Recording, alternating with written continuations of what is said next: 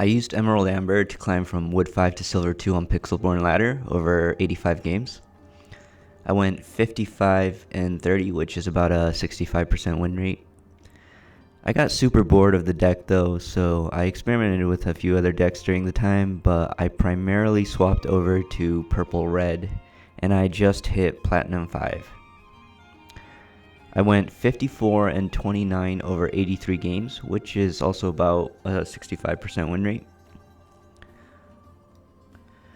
There was a bit of a learning curve as the deck is far more difficult to play than green-yellow aggro, and I found myself running into the mirror matchup a lot. Red-purple was the most popular deck at the time, although currently Steel Amber has taken over.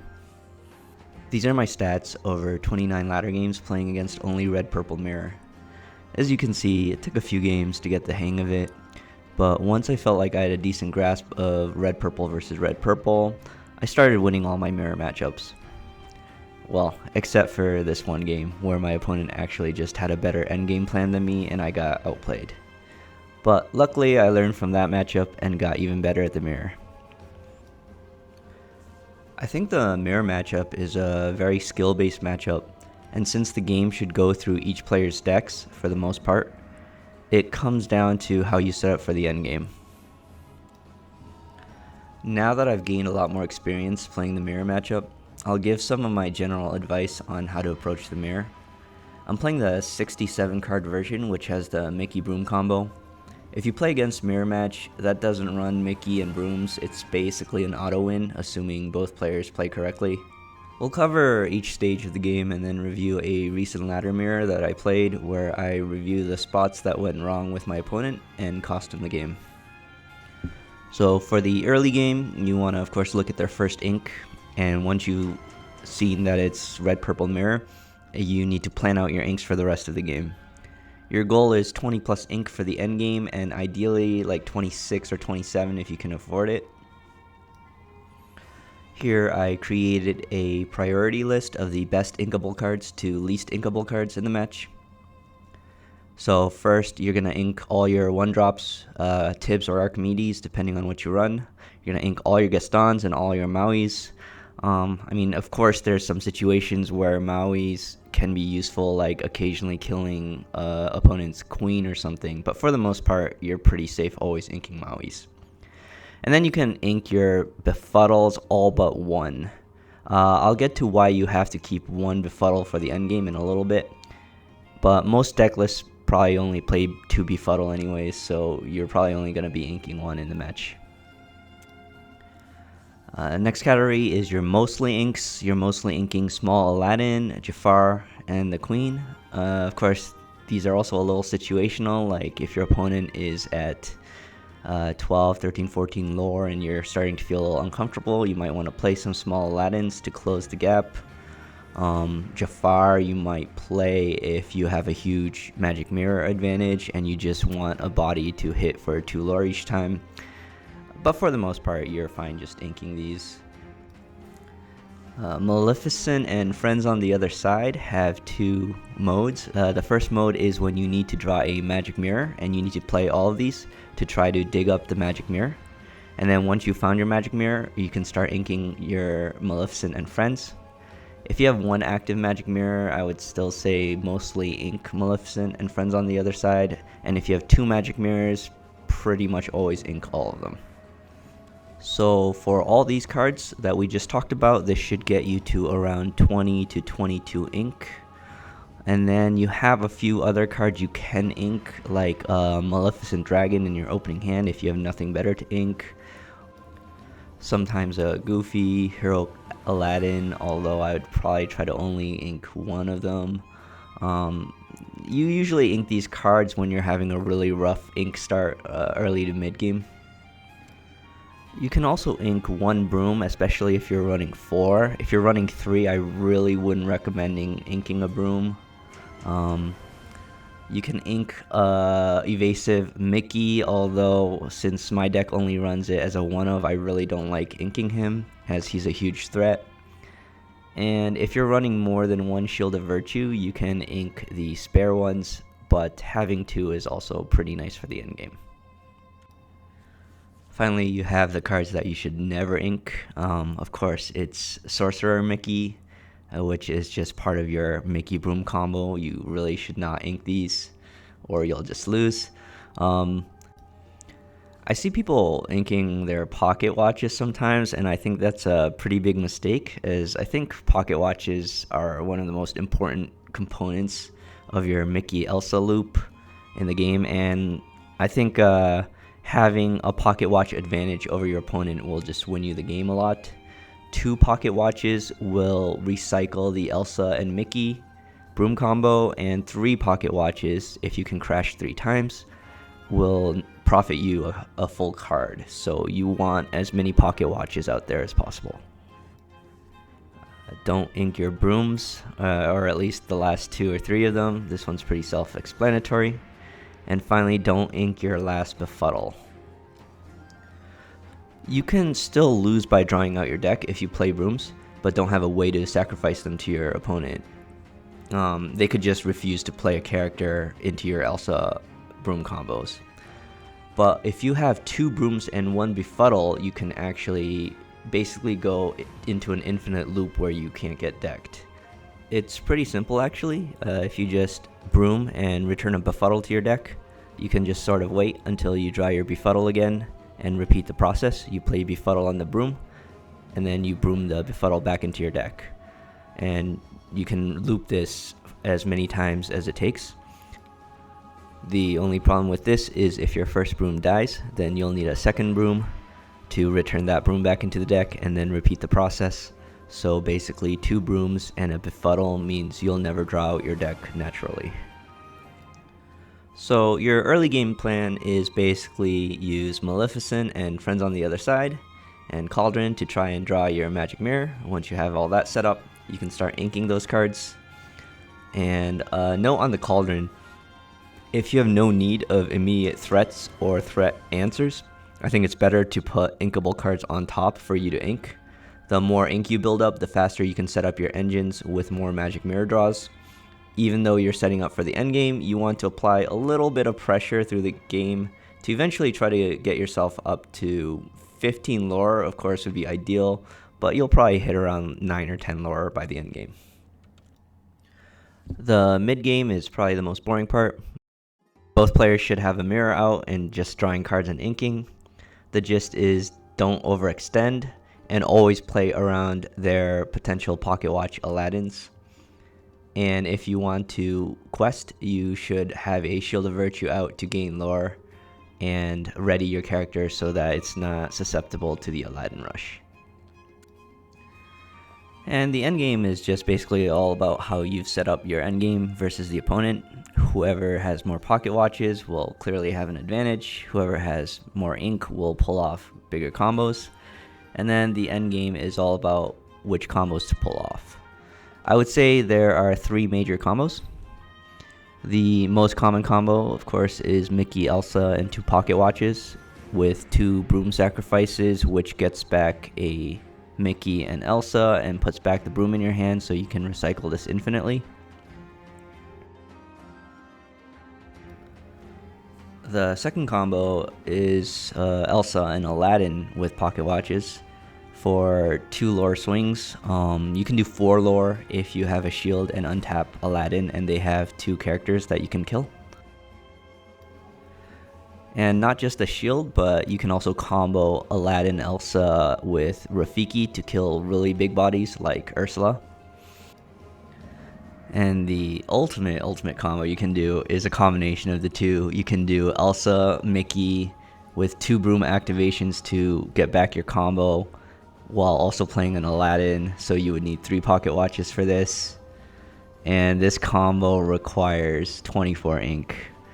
You would do some combo killing with your brooms and Aladdin damage. If you want to use your Aladdin twice here, you would need 27 ink if you have a shield out. So yeah, if you can do this, I don't see a way your opponent will win the game.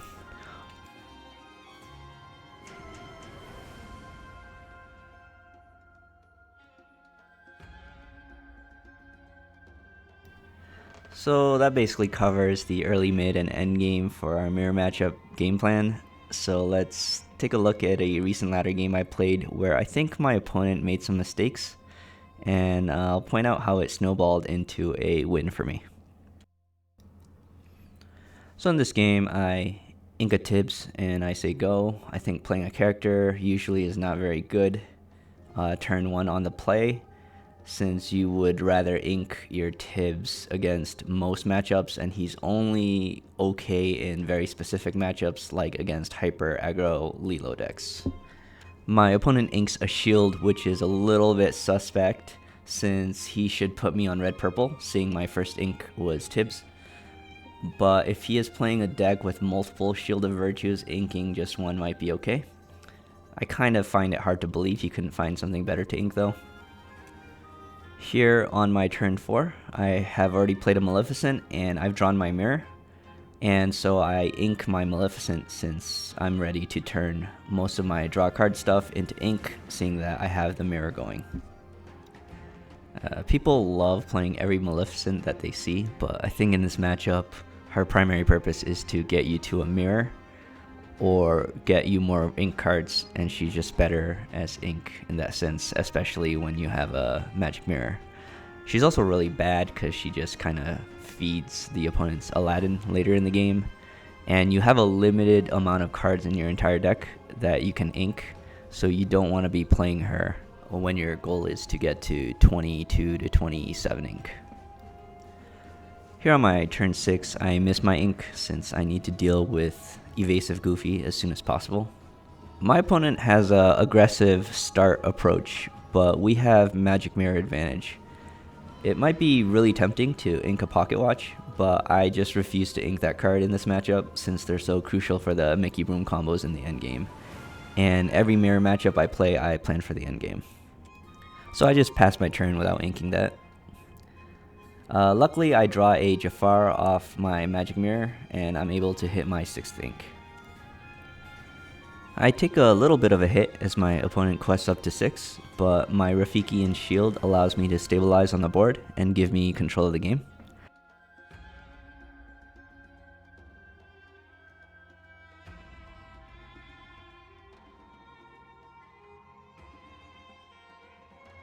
I'm also pretty happy to hit my 7th ink with small Aladdin.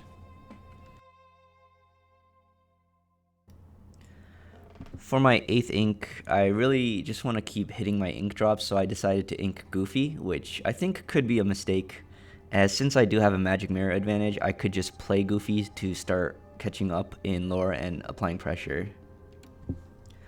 I ink Gaston for my 9th ink, and I draw Maleficent. Now, I think keeping her for the next turn to ink is the better play, since I have a magic mirror. But also I decided that since my opponent was on 7 ink and still didn't have a magic mirror out and no Pocketwatch for Aladdin Pocketwatch rushes, I wanted to test the pressure a little bit with 2 characters. But in hindsight, I think this is still a mistake, and I think keeping the Maleficent around for inking at a future turn and playing the second Pocketwatch is a better play instead. I ink a Broom to 10, which I think is okay because I was running 4 Brooms in the deck at the time. I really wouldn't recommend going lower than 3 Brooms left in the deck, as it can make the endgame super uncomfortable. My opponent finally gets a mirror, so now that we both have mirrors out, the game is very likely to just go to the endgame. The game stalls out as we're both on mirrors and decent ink base, so the rest of the mid game is pretty boring. We just draw cards and ink while playing the occasional threat and responding with threat removal. Here my opponent plays a Maleficent to draw a card, but he really needs to build ink, and again Maleficent is better as ink since he has mirror out. He actually misses a few mirror activations throughout the game just because he doesn't have enough ink to play a card and mirror at the same time. And his Maleficent actually ends up being a liability since she just gets eaten up by an Aladdin for a net -1 lore for my opponent and a +2 lore gain for me. And he also misses his 10th ink. My Aladdin trades for his Dragon Breath and forces him to miss a magic mirror activation from him having to play a Maleficent Dragon. So all of this could have been avoided if he had just inked his Maleficent instead of playing it. Here my opponent responds to my Maleficent Dragon by playing an Elsa, but I think he should just let me get the 2 lore off the dragon and draw a card off his magic mirror to try and catch up. Again, all this could have been avoided if he just didn't play his 3-drop Maleficent earlier and had inked her instead. I'd also be 2 lore shorter from not having played Aladdin into his Maleficent, so he'd have a more comfortable buffer of lore. Now, on my opponent's 11th ink, he inks a Pocketwatch, which is insane to me, since that's one of the endgame pieces for the mirror matchup. He doesn't even have an active watchout, so he can't stabilize boards with rushed Aladdin combos, and he just allows me to freely exert into this board if I wanted to. As we move towards the endgame, I've noticed that my opponent has played all of his friends on the other side, and I think at least 2 or even 3 could have been inked. In addition to those cards, he also played an Elsa that could have been inked, and at least 1 or 2 Maleficents that could have been inked. So his inkwell should have been closer to 17 or 18 rather than the 12 that's showing right now. He could have gotten extra cards back with more mirror activations from the extra ink, as he had to skip a few mirror activations when he had to play Be Prepared or Maleficent Dragon and just didn't have enough ink to activate. And I'm also under the impression that he might have cauldroned away some other magic mirrors when he should have definitely taken them and played them and drawn more cards from a second mirror. Later on, he plays another Maleficent instead of inking her. And now you can kind of see how the crazy ink differential is building up between us. I also noticed he didn't have any 1-drops that he inked, like Tibbs or Archimedes. So I don't know if his deck list doesn't run them, but then his deck should be really short on hitting like a 24 ink goal. I start playing my small Aladdins just to apply pressure since I'm so far ahead. And I have a shield. And I've also comfortably hit my ink target for endgame. I'm also down to less than 5 cards in my deck at this point, but I'm not worried at all since I have Befuddle and Brooms. My opponent has about 13 cards left in his deck, and all I need to do now is grind him down with Broom quests. He'll eventually run out of answers, and he'll need to play some big characters to stop me, and when he does, I can start recycling value back into my deck with Mickey, Elsa, Broom, and triple Pocketwatch. Remember that 2 Pocketwatches is a break even on Elsa Mickey combos, and 3 Pocketwatches allow you to profit +1 cards, assuming you can crash 3 Brooms. He inked his Pocketwatch, and given what I'm seeing on his board, it's possible that his deck only plays 2 to 3 Pocketwatches, which makes his decision of inking the Pocketwatch even crazier to me. My 3 Pocketwatches will definitely outgrind his 1 or 2 in the endgame. Eventually he plays a couple bodies to respond to my offense, and 2 bodies to crash Brooms into are enough for me to want to start my combo. I could have Elsa double killed with Aladdin to get to 16 lore, but he still has around 10 cards left in his deck, and I want to start draining his cards. So I Broom a couple times to wipe his board and wait for him to use up more cards to deal with my board. I return a Broom and an Elsa since I have a Mickey in my hand, and I'll have the full combo back up whenever I need it.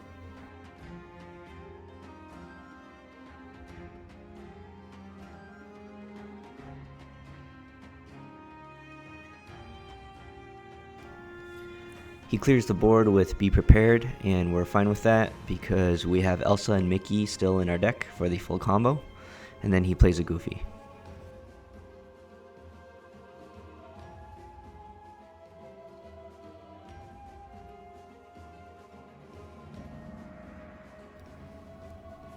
I deal with his Goofy and drop 2 more threats, and he doesn't have a Be Prepared, so he needs to respond with Elsa, and he also drops Maleficent for some reason.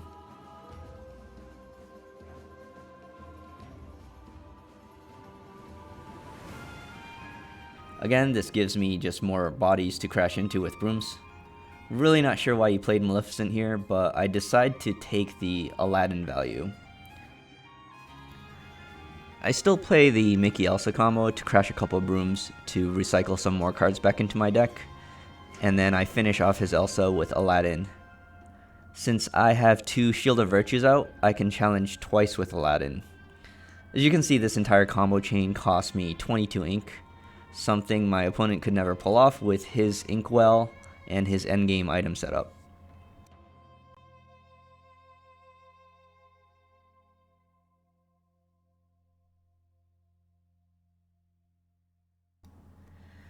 And once you get to 18 lore, the game is basically over, as eventually he has to play a character or a Broom or something to not get decked.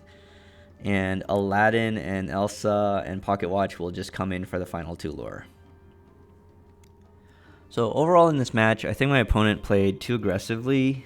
He had a lot of cards he played that he should have inked. He inked a Pocketwatch, which means he's just setting himself up to always lose the endgame. And that's basically what happened, and almost all my mirror matches go like this, where my opponents don't really understand how to set up for the mirror matchup endgame. And a lot of people hate the purple-red mirror matchup, but I think it's mostly because they don't really know what to do. But I think once you understand the matchup, it becomes a very fun matchup, mostly because winning is fun. So, hope you guys like this video, and probably won't cover any more mirror matchups for this, but I'll try to study some more purple-red matchups against other decks and see if I can make a video on that later. Thanks for watching.